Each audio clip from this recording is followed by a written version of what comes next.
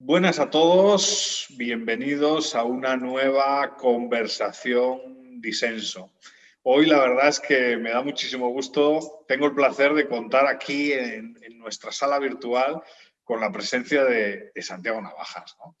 Santiago es profesor de filosofía, tiene una amplia formación de posgrado en análisis y gestión de la ciencia y de la tecnología, también es experto en historia y estética cinematográfica, ha publicado varios libros y es, desde mi punto de vista, un gran divulgador y opinador en medios como Libertad Digital. Yo a Santiago lo admiro mucho, me interesan profundamente sus análisis, invito a todo el mundo a que le sigan en Twitter, es una fuente de conocimiento y de opiniones interesantes ese Twitter, y la verdad es que hoy vamos a tratar un tema yo creo que complicado, un tema muy de moda en la actualidad, pero al mismo tiempo problemático. Libertad de expresión, redes sociales, medios de comunicación y censura. Bueno, como todos saben, la idea aquí es charlar durante 25, 30 minutos, una conversación corta, y contribuir a la discusión pública, ¿no? Animar a la discusión pública, ¿no? Y la primera pregunta, pues es una pregunta un poco de naturaleza general, ¿no? Santiago, ¿qué opinas? ¿Existe una amenaza real a la libertad de expresión en nuestro tiempo o no? ¿O estamos exagerando? Muchas gracias, Eduardo, por tu presentación. Yo soy también un gran seguidor tuyo y me encanta siempre coincidir contigo en estas reuniones virtuales, que espero que algún día sean ya presenciales cuando acabe esta pesadilla de la pandemia. Y yendo al núcleo de lo que estás comentando, el título de vuestra fundación creo que es muy interesante, ¿no? El de la disidencia, ¿no? Porque efectivamente cada vez más existe una sensación de que hace falta reivindicar la disidencia porque hay como una libertad de expresión nominal que luego en la vida práctica no se manifiesta tanto, porque hay una especie de confluencia, que luego iremos luego a detallarla, una especie de conspiración para que efectivamente exista una especie de hombre unidimensional que piense de una única manera y se exprese de una única manera. Existe toda una cultura, desde la cultura de la cancelación hasta la cultura de los ofendidos, o la cultura de que haya ciertas expresiones que no se pueden decir, que realmente llevan a que la ventana de Overton consiste en los temas que se pueden tratar y sobre los que se puede reflexionar, cada vez son más estrechos, porque la gente empieza a no querer pronunciarse sobre esos temas porque hay una censura no estatal, pero de hecho sí puede ser que sea más bien social, ¿no? Y cada vez me encuentro, ahora que tú has sido tan amable de recomendarle a la gente que lea mis artículos, que me siga en Twitter, pues cada vez hay más gente que me dice que leen mis artículos, pero casi en la clandestinidad, y que están muy de acuerdo con lo que digo, pero no se atreven luego a defender ellos mismos esas posiciones en público. Y me pueden seguir en Twitter, pero no me pueden seguir en Parler, porque me hice una cuenta en Parler donde había empezado a hacer un hilo de citas liberales y es una red social que han eliminado por la actitud predatoria que tienen una serie de empresas que se están convirtiendo en pequeños Big Brothers, ¿no? En 1984, Orwell, como también Huxley en Un Mundo Feliz, al control de la información, del poder del Estado.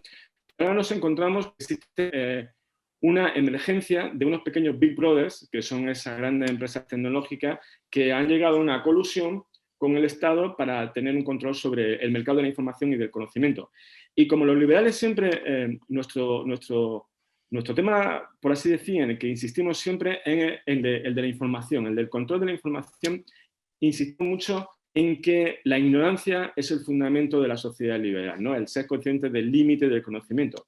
Claro, en cuanto haya una serie de instituciones, sean privadas o públicas, que se arrogan el poder de decidir lo que se puede decir y lo que no se puede decir, qué información es susceptible o no de poderse transmitir por los medios, pues efectivamente existe una amenaza a esa libertad de expresión y de pensamiento muy importante. Antes, mientras comentábamos la presentación de la entrevista, tú me hablabas de China. Es que también tenemos que tener en consideración que están emergiendo una serie de poderes geoestratégicos, como son fundamentalmente China y Rusia, que cada vez son agentes más importantes dentro de lo que es la economía digital, que es una economía globalizada. Entonces son actores que cada vez van a insistir más en limitar nuestra libertad de expresión y de pensamiento. es muy significativo en ese sentido que ha sido Angela Merkel la que haya salido en defensa de Donald Trump, no por lo que dice Donald Trump, pero sí por su derecho de Donald Trump a utilizar un espacio público como es el de Twitter. Y es que Angela Merkel es una gran seguidora de una corriente del liberalismo, que es el ordoliberalismo alemán, la escuela de Friburgo, que estaba siempre muy concentrada en su política antitrust, porque era muy consciente de lo que había pasado en la Alemania nazi, cuando el poder del Estado de Hitler se había unido a las grandes empresas tecnológicas y habrían creado ahí un gran clúster que habían al final sometido totalitariamente a la sociedad. Y por eso luego los ordoliberales alemanes y Angela Merkel, que ha heredado un poco ese marco general, tienen esa concepción de que hay que luchar no solo contra el poder del Estado, sino también contra el poder de estas grandes empresas que, fíjate, son las que dominan fundamentalmente el mercado de la información, y más que el mercado de la información, es todo el foro público que tenemos para discutir esa idea. Entonces, a mí sí me preocupa mucho que esas grandes empresas como Google, Amazon o Apple se arroguen ese derecho de forma aleatoria, de forma arbitraria, a controlar la asamblea política, que al final es lo que se ha convertido Twitter, que tiene unas externalidades políticas mucho más allá de la libertad que pueda tener esa empresa para decidir quién puede estar y quién no puede estar en un momento dado. Hay un tema y es un tema que desde mi punto de vista es central en relación a las grandes compañías tecnológicas, ¿no? Al final, claro, juegan como una doble baza, ¿no? Son medios de comunicación para lo que les interesa, son plataformas para lo que les interesa. O sea, Nicolás Maduro puede tuitear todo lo que quiera, Donald Trump no puede, por, claro, una criba de naturaleza ideológica. Pero incluso desde un punto de vista liberal, esta es una pregunta, a mí me parece un tema de discusión muy problemático para liberales, ¿no? Supongamos que hubiese una baja barrera de entrada, que no sé si la hay, el caso de Parler parece que no la hay porque cuesta entrar al mercado, pero supongamos que hay una baja barrera de entrada y que la competencia pues hace su trabajo, ¿no? Discrimina a unos y a otros, ¿no? ¿Es positivo para el sistema, para una sociedad pluralista, que nos tribalicemos? Porque las redes sociales parece que nos están tribalizando, ¿no? Al final parece que estas grandes corporaciones tienen unas élites que tienen ideología, que tienen sus conexiones políticas, que dicen quién puede hablar y quién no puede hablar. E incluso si apostamos por una liberalización radical del sector, pues eso implicaría cierta tribalización, ¿no? Aunque el mercado no dejase espacio para muchos oferentes, probablemente pues los conservadores irían a un sitio, los liberales a otro, los progresistas a otro. Esa tribalización a lo mejor puede destruir la propia existencia de la democracia liberal, ¿no? Porque ahí hay un problema también, hay lo que muchos amigos de América Latina que seguro nos están viendo llaman teléfono descompuesto. No hay vasos comunicantes para dialogar, para intercambiar ideas. No hay un ágora, digamos, donde se pueda discutir. ¿Qué opinas al respecto? ¿Hay un riesgo real de esto o no? O no, porque hay mucha gente que te dice, bueno, antes los periódicos, yo qué sé, mi abuelo pues leía La Nueva España y el ABC, ¿no? Y eso no significaba que no hablase con otras personas. ¿Cómo ves ese tema, Santiago? Claro, ahí hay dos temas muy importantes. Por un lado, la parte estrictamente económica a la que te has referido, ¿no? Lo que los economistas dicen, que los mercados deben ser contestables, es decir, que en un momento dado va a haber nuevos agentes en esos mercados que desplacen a los que estaban antes y les quiten su parte de cuota. Claro, lo que hemos visto con Parler es que precisamente la idea que teníamos antes de que empresas como Facebook o Twitter en un momento dado eran fácilmente reemplazables por otras, ya no es así, porque Twitter, Google, Amazon tienen tal poder de mercado que se pueden aliar, como han hecho en este caso a vistas de todo, para prohibir que un competidor pueda en un momento dado crear una situación de mercado y la gente pueda desplazarse a un sitio y a otro.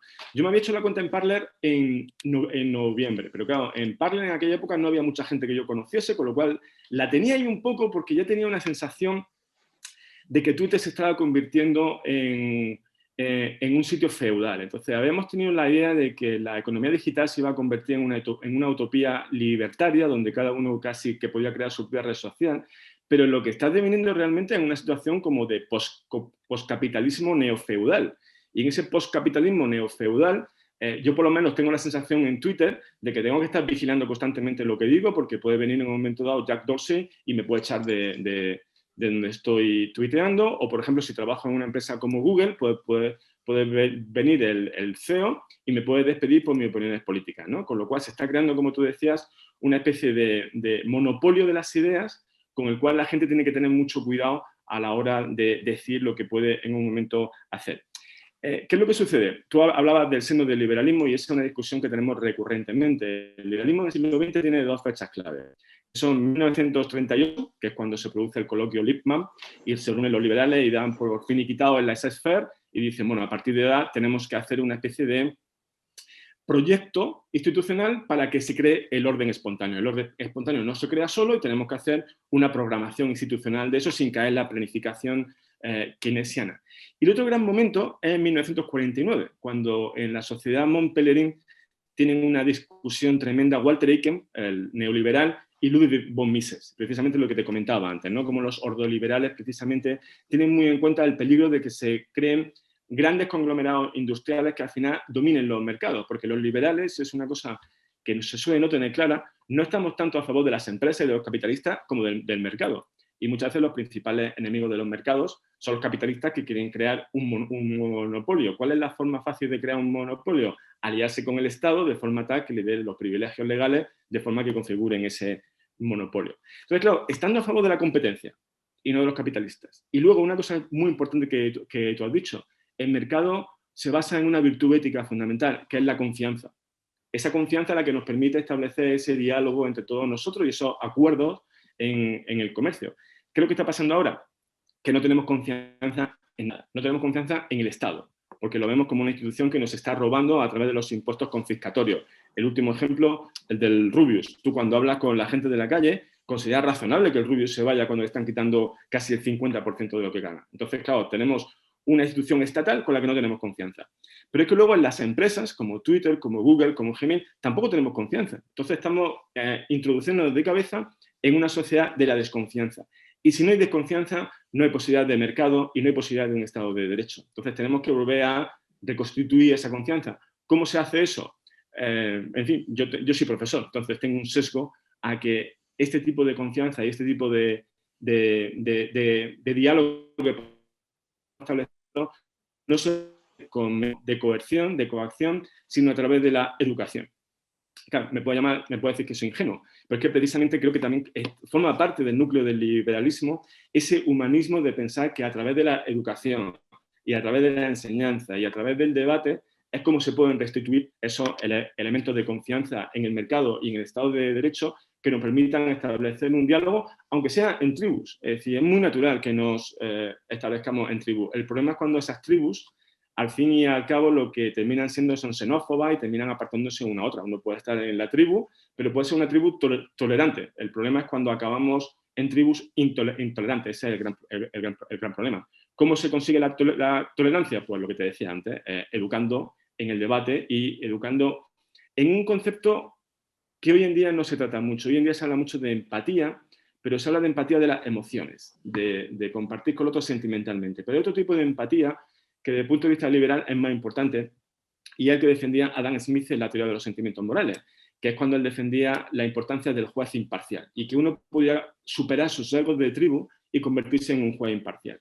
Y eso se hace con la empatía cognitiva. Ya no es compartir los sentimientos del otro, sino compartir las ideas del otro, compartir su razonamiento, aunque al final tú no lo asumas, pero por lo menos los comprendes. Entonces esa empatía cognitiva sería también fundamental en la escuela, en la enseñanza, educar a los chavales a superar ese instinto tribal por esa empatía cognitiva e intelectual que te lleva a ponerte no en los pies del otro, sino en la mente de la otra persona. Sí. Es un tema de verdad apasionante. Otra cuestión que ha generado mucho debate, ¿no? Es todo esto de fake news, ¿no? Y a mí me preocupa mucho esto de, por ejemplo, en nuestro país, las agencias de verificación, ¿no? Pero si al final solo, si no hay mayor sesgo ideológico que el de las agencias de verificación. O sea, se está como construyendo una arquitectura institucional para efectivamente, digamos, controlar el río de las opiniones, ¿no? Y eso sí puede ser realmente peligroso para la estructura de derechos y libertades y, en definitiva, para el pluralismo, ¿no? Sí, yo estoy de acuerdo contigo también en este punto. Las fake news son unas fake news en sí mismas. Porque además tú coges cualquier libro que se haya publicado sobre fake news y todos empiezan hablando de Donald Trump. Es decir, lo de fake news es un constructo mediático que se ha hecho para luchar contra y para criticar a Donald Trump. Existe una fake news, pero eso tiene que ver mucho más con el pensamiento de izquierda, con el pensamiento postmoderno, con lo que se llamó el pensamiento débil, el pensiero débole de los italianos, con lo que tiene que ver con lo que un filósofo inglés muy importante dijo en una obra póstuma, Bernard Williams, habló de los negadores de la verdad. Y los negadores de la verdad son aquellos que desde ciertas posiciones filosóficas, que en última instancia podemos retrotraer incluso a Nietzsche, niegan que la verdad se pueda alcanzar. Entonces, ese relativismo contra la verdad que lleva a que la gente no solo crea que tenga derecho a unas opiniones, sino que también tenga derecho a unos hechos. Es decir, que ellos se pueden inventar los hechos porque esos hechos son aquellos que más se adecúan a sus opiniones. Ese es el origen de las fake news. Donald Trump, que es cierto que está también en ese paradigma, es solo la guinda de ese pastel postmoderno que niega que la verdad se pueda alcanzar. Entonces, un compromiso que deberemos también tener los liberales es volver a tener una epistemología realista, es decir, una epistemología que crea que la verdad se puede alcanzar, aunque, como decía Popper, es una verdad que tenemos que alcanzar, aunque sabemos que no vamos a alcanzar nunca, ¿no? En esa paradoja que decía Popper de la búsqueda de la verdad, que es un poco el compromiso con la realidad en la que se basa cualquier científico duro, es decir, cualquier físico, cualquier químico tiene que creer que hay una realidad ahí fuera, tiene que creer que hay una verdad objetiva, que aunque no va a poder alcanzar nunca, tiene que tratar de intentarla. Entonces, esa asunción de la verdad es la forma que tenemos de luchar contra las fake news y, por tanto, es una lucha muy importante del liberalismo, en este caso desde el punto de vista epistemológico, con el reconocimiento de la ignorancia, pero al mismo tiempo con el compromiso con la búsqueda de la verdad. En ese sentido, para Hayek fue muy importante la influencia de Popper. Popper fue el que le hizo darse cuenta que existe un camino hacia la verdad a través del establecimiento de hipótesis y el método falsacionista, que al final en lo que se basa es en la búsqueda de datos, en la evidencia empírica.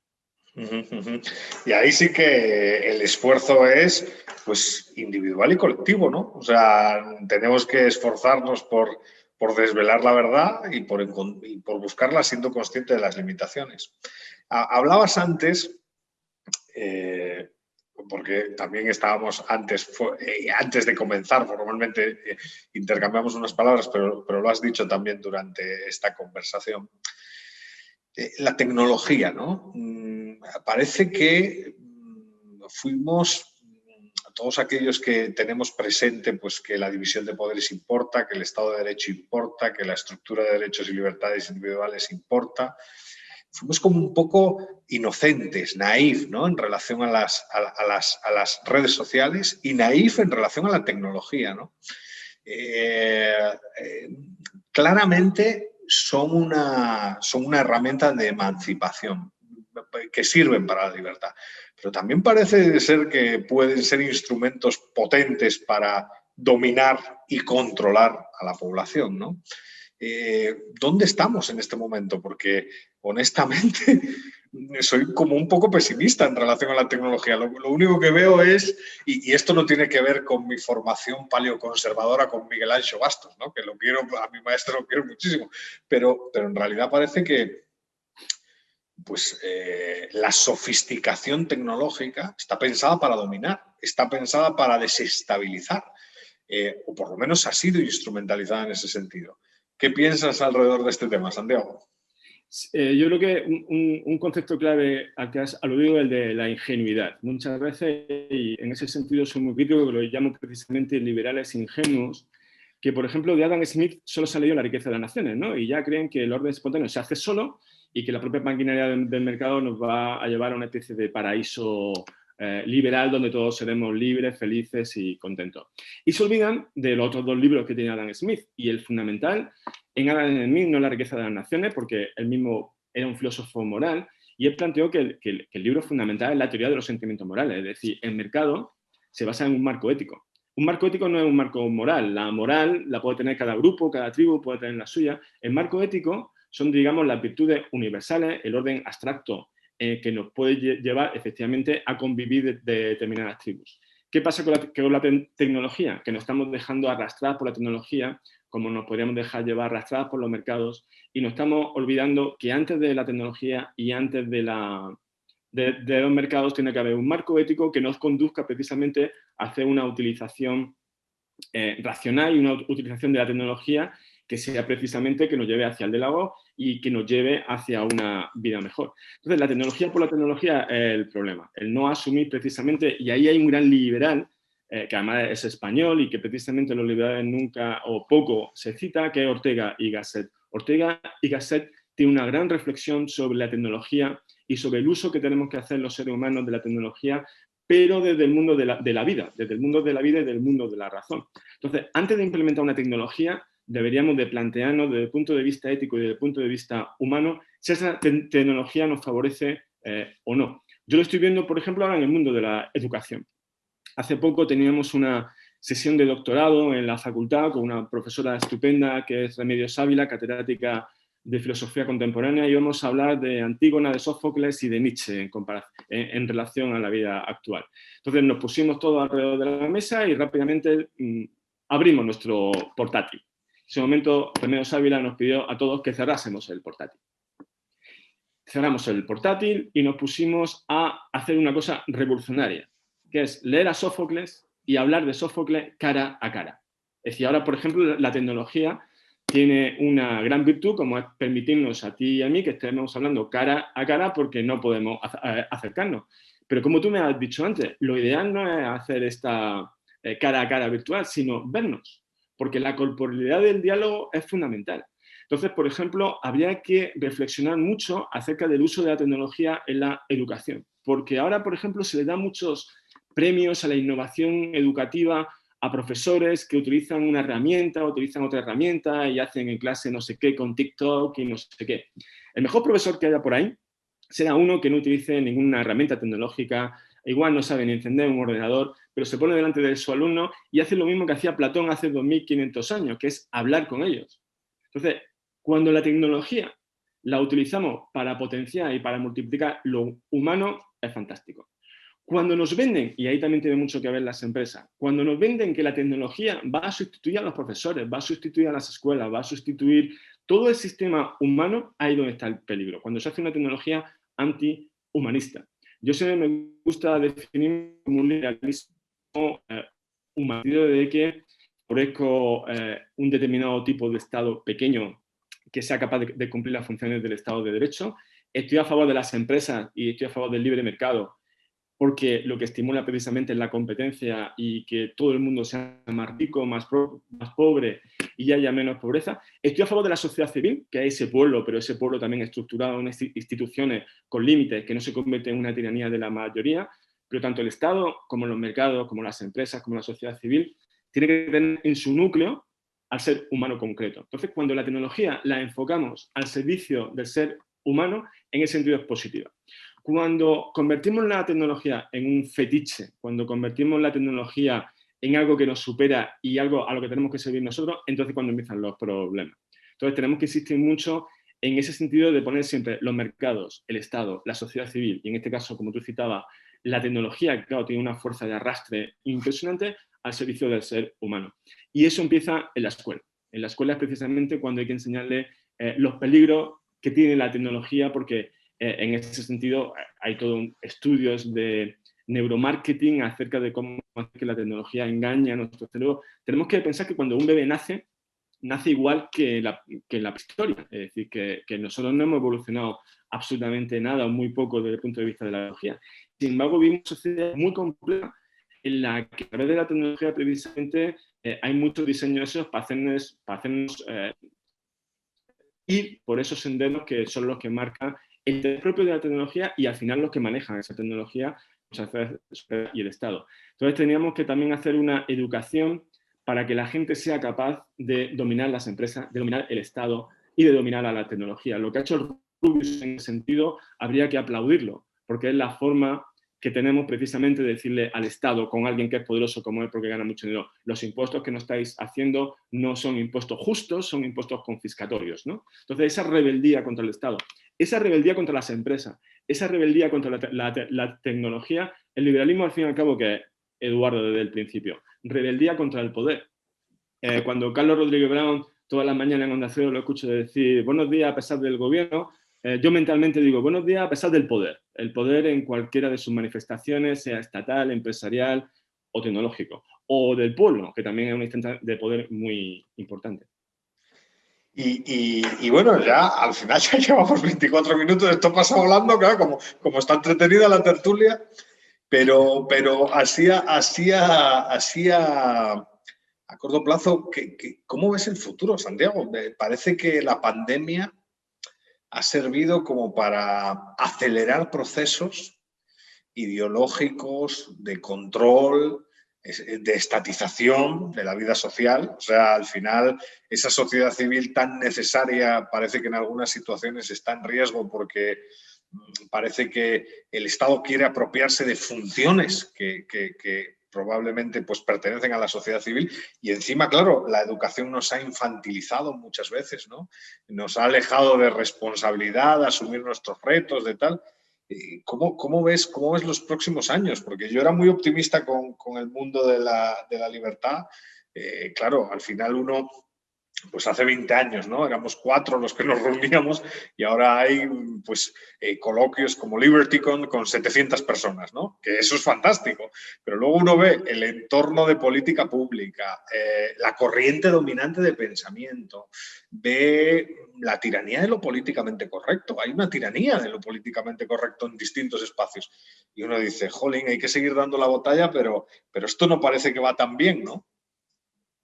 Sí, no tengo ni idea de lo que va a pasar, ¿no? Yo cuando la gente veo que dice va a pasar esto y tal, me acuerdo, por ejemplo, de Hayek, que en 1928, en 1918, cuando volvió de la Primera Guerra Mundial, que estaba enfermo a la vez de malaria y de gripe española, ¿no? Entonces estaba por la noche devorado por la fiebre y al día siguiente se iba a los cafés de Viena a discutir. Y pensaba que ya no podía pasar nada peor. Pues bueno, pues venía Hitler y venía Stalin, ¿no? Pero luego la cosa se mejoró, cuando luego estaba deprimido el hombre, ¿no? Porque Keynes había arrasado con todo, pues mira, duró hasta los años 70 y le dieron el premio Nobel de Economía. ¿Qué puede pasar? Pues no lo sabemos. Yo en este sentido me gusta más pensar en una estrategia como la de Tolstoy en Guerra y Paz, que nos cuenta esas batallas desde el punto de vista del soldado, ¿no? Porque muchas veces los libros de historia nos cuentan las grandes narrativas, ¿no? Lo que hizo Napoleón o lo que hizo el general, ¿no? Pero Tolstoy nos sitúa en el foco de lo que hizo ese soldado en la batalla y de lo que él vio, lo que él vio. No me preocupa de lo que va a pasar porque es que no lo sabemos, que como comentábamos antes, a mí me preocupa mucho China, me preocupa mucho Xi Jinping porque me parece que es un poder geoestratégico que desgraciadamente se va a convertir en el dominio del siglo XXI y pienso que el siglo XXI va a ser el siglo de China y va a ser una gran tragedia para todos porque es un poder dictatorial tremendo, ¿no?